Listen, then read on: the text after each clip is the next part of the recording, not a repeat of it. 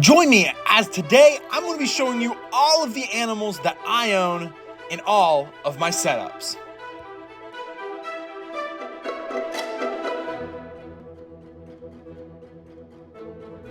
This is Eugene. He is an American giant millipede, and he's off to go find himself a new home.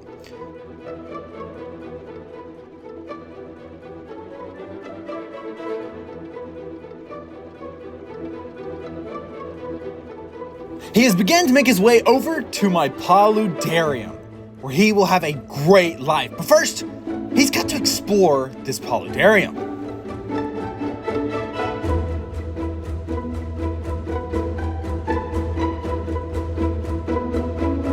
As he continues, he must find a nice little hiding spot where he will call his home inside this giant world. And that will not be in the water portion of the Paludarium.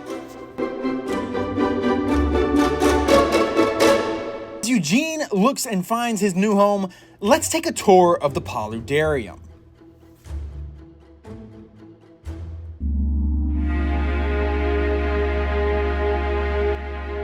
Eugene will have plenty of places to hide, as this Paludarium does not lack any hiding spots.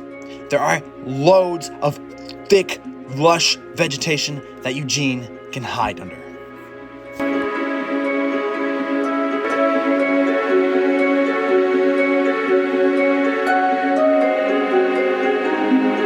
As I explore Eugene's new home, I end up finding something back over here on the moss.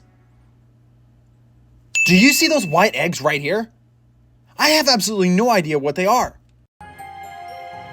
Now let's go to the underwater portion of the Paludarium, where we have some magnificent, beautiful guppies swimming around in this bottom portion, along with this amazing paradise fish that just captivates with beauty.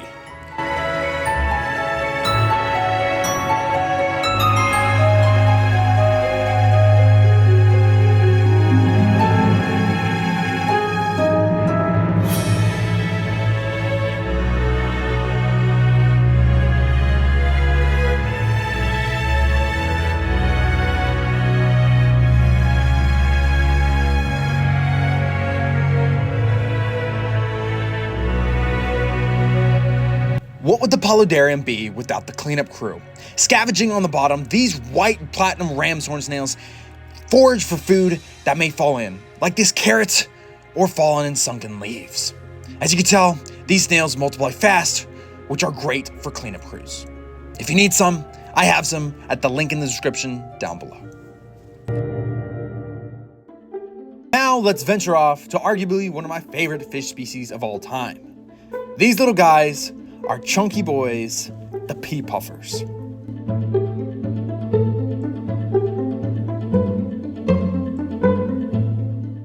I've made sure that I've added a lot of structure, as these little pea puffers can be shy at times, especially when I first brought them in, by bringing in lots of hardscape and plants.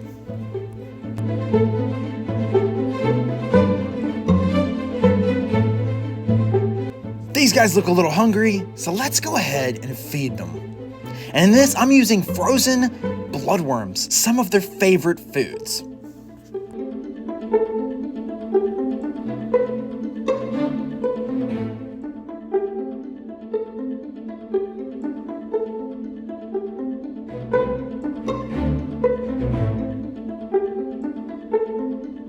Surprisingly, these little dwarf pufferfish are actually 100% freshwater.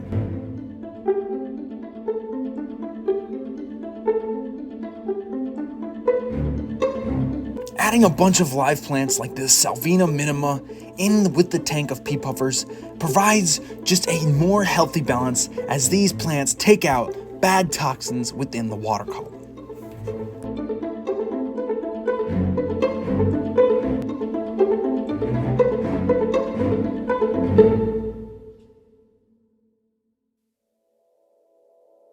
Now I want to take you with me to one of my non-animal enclosures, this tiny little world ecosystem that I have filled up with some Bolivian transgantias, some fern moss, and some star moss. See, this little project is a super cheap, easy, yet beautiful project that I could do for underneath $10. Now let's head over and check out my waterfall to see how it's doing. Again, there's no animals in this enclosure, but I couldn't help myself from sharing the waterfall. The waterfall was one of my hardest builds up to date, as the vase was super narrow. I have this video out along with my mini ecosystem in the links in the description.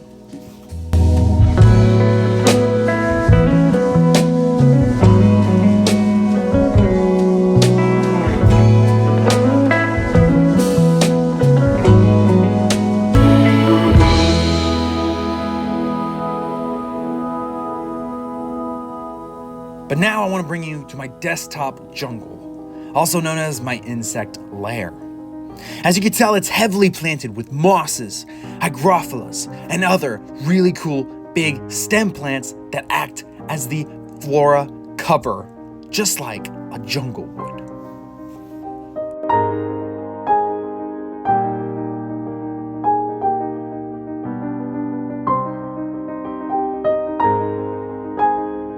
And here we spot one of the very first insect species, the isopod. These little guys are great for terrariums. They help clean up, and they're just super neat to watch. And here we have the bumblebee millipede. Now look at this right here. Do you see that? That is a form of defense that they have that's a tiny microvenom. And it stings. It's known as millipede stings.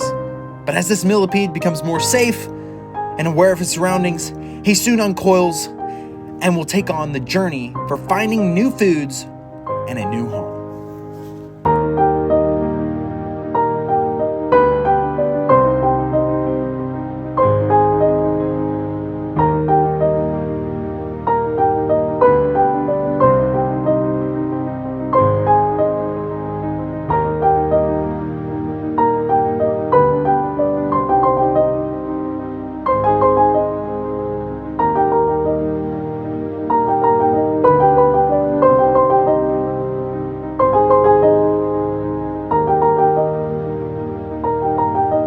Let's go under the moss mats. What else will we find? We'll see. You'll have a lot of burrowing isopods, creating out little burrows that are super fun to watch. If you've enjoyed this video, hit that like button and subscribe button. I'll really appreciate it. And I can't wait to see you in my next video. I'll see you there.